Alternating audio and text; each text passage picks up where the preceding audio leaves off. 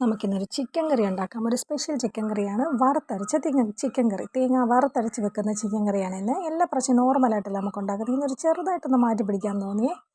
അപ്പോൾ അതിന് വേണ്ടിയിട്ട് ചിക്കനൊക്കെ കഴുകി കുട്ടപ്പനാക്കി എടുത്ത് വെച്ചിട്ട് സവോള, വെളുത്തുള്ളി, ഇഞ്ചി, പിന്നെ ഒരു തക്കാളി ഇതെല്ലാം ഒന്ന് അരിഞ്ഞെടുത്ത് മാറ്റി വെച്ച്, സവോള വലിയ സവോളയാണ് എന്നുണ്ടെങ്കിൽ ഒരെണ്ണം മതി, ചെറുതാണെങ്കിൽ രണ്ടെണ്ണമേ, പിന്നെ ഒരു തക്കാളി, പിന്നെ സാധാരണ നമ്മുടെ ഇഞ്ചിയും വെളുത്തുള്ളി. അപ്പോൾ ഇതെല്ലാം ഒന്ന് അരിഞ്ഞു വെച്ചതിന് ശേഷം ഈ കറിയുടെ ഹൈലൈറ്റ് സാധനമായ തേങ്ങ അതൊന്ന് ചിരണ്ടി ഒരു കപ്പ് എടുത്ത് വെക്കാം.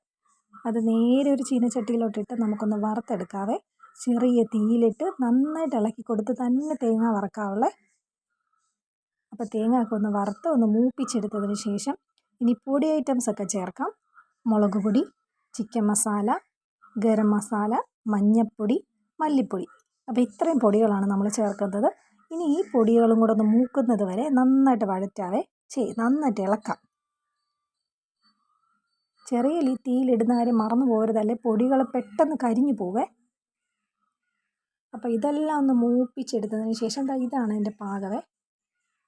അപ്പോൾ ഇത് കറക്റ്റായിട്ട് മൂത്ത് വന്നിട്ടുണ്ട്. ഇത് നേരെ നമുക്കൊരു പാത്രത്തിലേക്ക് മാറ്റാം. ഒരു പ്ലേറ്റിലേക്ക് ഞാനെടുത്ത് മാറ്റി വെക്കുവാണ്. അല്ലെങ്കിൽ അതേ പാത്രത്തിൽ തന്നെ ഇരുന്ന് കഴിഞ്ഞാൽ പിന്നെ അത് കരിഞ്ഞു പോവേ. അപ്പോൾ ഈ പൊടിയുടെ തേങ്ങ വറുത്തതിൽ അപ്പോൾ ഈ സാധനത്തിൻ്റെ ചൂടൊക്കെ ആറി കഴിയുമ്പോൾ നമ്മുടെ മിക്സിയുടെ ജാറിലിട്ട് ആദ്യം വെള്ളമൊന്നും ഒഴിക്കാതെ നന്നായിട്ടൊന്ന് പൊടിച്ചെടുക്കണം. അതിനുശേഷം കുറച്ച് വെള്ളവും കൂടെ ഒഴിച്ചിട്ട് നല്ല പേസ്റ്റ് പരുവത്തിൽ നമുക്കൊന്ന് അരച്ചെടുത്ത് മാറ്റി വെക്കാവേ. എന്നിട്ട് നേരെ അടുത്തൊരു പാത്രം എടുത്ത് ഗ്യാസിലേക്ക് വെച്ചിട്ട് അതിലേക്ക് എണ്ണയൊക്കെ ഒഴിച്ച് ഇത്തിരി കടുകൊക്കെ പൊട്ടിച്ച് നമ്മുടെ ഇഞ്ചിയും വെളുത്തുള്ളിയും ആദ്യം അതിലേക്ക് ചേർക്കുവാണേ. ഇനി ഇതൊന്ന് മൂക്കുന്നത് വരെ നമുക്ക് ഇളക്കാം.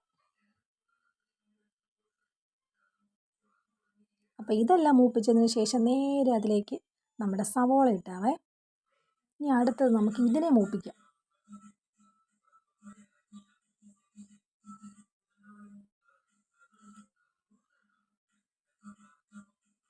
ഇനി സവോളയൊക്കെ മൂത്ത് വന്നതിന് ശേഷം ഇനി ബാക്കി കുറച്ച് പൊടികളും കൂടെ നമുക്ക് ഇതിനകത്ത് ചേർക്കാനുണ്ട്. ആദ്യം ഞാൻ മുളക് പൊടിയാണ് ഇടുന്നത്. മുളക് പൊടി ഇട്ട് ഇനി അതും ഒന്നും കൂടെ ഇളക്കി അതിൻ്റെ ആ ഒരു മൂത്തൊന്ന് വരുന്ന സമയത്ത് നമുക്കിനി ഇത്തിരി ചിക്കൻ മസാലയും കൂടെ ചേർക്കാവേ.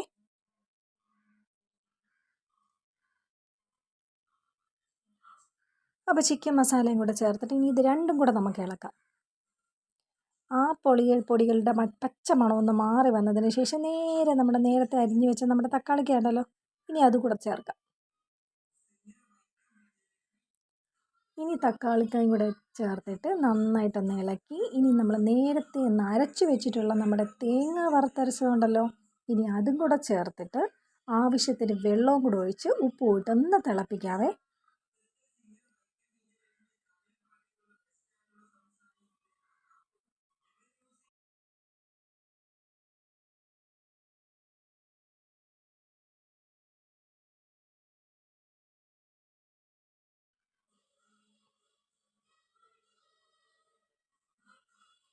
ഇനി നമ്മൾ ഇതിലേക്ക് ഡയറക്റ്റായിട്ട് നമ്മുടെ ചിക്കൻ ചേർക്കാൻ പോവുകയാണ്. ഈ ചിക്കൻ കറിക്കകത്ത് നമ്മൾ സെപ്പറേറ്റ് ചിക്കൻ ഒന്ന് വേവിച്ചതിന് ശേഷം ഇതിലേക്ക് ചേർക്കുന്ന പരിപാടിയൊന്നുമില്ല. ഡയറക്റ്റ് ഇതിലേക്ക് ചേർത്തിട്ട് ഇനി ഈ ഗ്രേവിയിൽ ഇരുന്ന് വേണം നമ്മുടെ ചിക്കൻ വെന്ത് വരാനായിട്ട് കേട്ടോ. എന്നാലേ ഉള്ളൂ ടേസ്റ്റ് കുറച്ചും കൂടെ കൂടുതലായിട്ട് വരത്തുള്ളേ.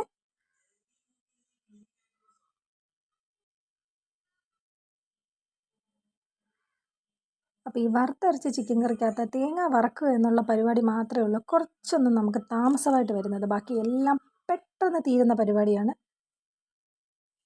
ഇനി ഇതിലിരുന്ന് അതൊന്ന് വെന്ത് തിളച്ച് നല്ല സെറ്റായിട്ട് വരട്ടെ. നമുക്കിനി അടച്ച് വെച്ചേക്കാം. നല്ല സൂപ്പറായിട്ടുള്ള ടേസ്റ്റാണ് ഈ ചിക്കൻ കറിക്ക്. അപ്പോൾ എല്ലാവരും ഒന്ന് ഉണ്ടാക്കി നോക്കണം. ഞാൻ ഏറ്റവും ലാസ്റ്റായിട്ട് കുറച്ച് കുരുമുളക് പൊടിയും കൂടെ ചേർത്തിട്ട് അടച്ച് വെച്ചേക്കുവാണേ. അപ്പോൾ ഇപ്രാവശ്യം വെറൈറ്റി ആയിട്ട് ചിക്കൻ വാങ്ങിക്കുമ്പോൾ ഇങ്ങനെ നമുക്കൊന്ന് കറി വെച്ച് നോക്കാവേ. അപ്പോൾ എല്ലാവർക്കും ടാറ്റാ.